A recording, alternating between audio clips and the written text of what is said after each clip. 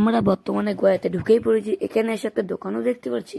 এই দোকানে নানা রকম মালা, লকেট, তার ফটো পাওয়া যায়। এখানে আবার একটা কুকুরও আছে। কুকুরটা এত ভালো যে আমাদের কিছুই বলছে না। একটা ভাই হচ্ছে, ভাইরা যে এত পাজি আমাকে ছেড়েই চলে যাচ্ছে আগে। তোমরা একটু ওয়েট করো, তোমাদের দেখাচ্ছি আমরা কোন রুমে থাকবো। এখানে আছে দিদা, দাদু, বোম্মা দিদা, তার সাথে আমরাও আছি এখানে।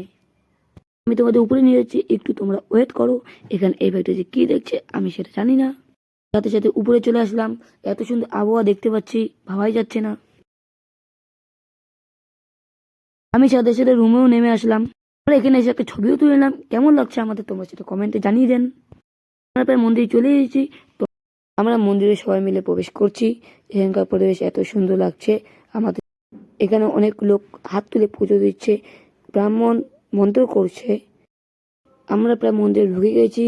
এত সুন্দর সুন্দর ঠাকুর দেখতে পাচ্ছি মন্দিরে ঢুকে। আমরা মন্দির থেকে সঙ্গে সঙ্গে বার হয়ে একটা ছবিও তুলে নিলাম। এখানকার আবহাওয়াটা এত সুন্দর লাগছে যে আমাদের যেতেই ইচ্ছা করেছে না এখান থেকে। তবু আমরা চলে আসলাম সেই মন্দির থেকে। এখন আমরা পাহাড়ে উঠবো। সবাই পাহাড়ে উঠতে প্রণাম দিচ্ছে, অনেক মানুষ আমাদের সাথে উঠবে। তোমরা দেখতে থাকো সেই আমাদের ভিডিও।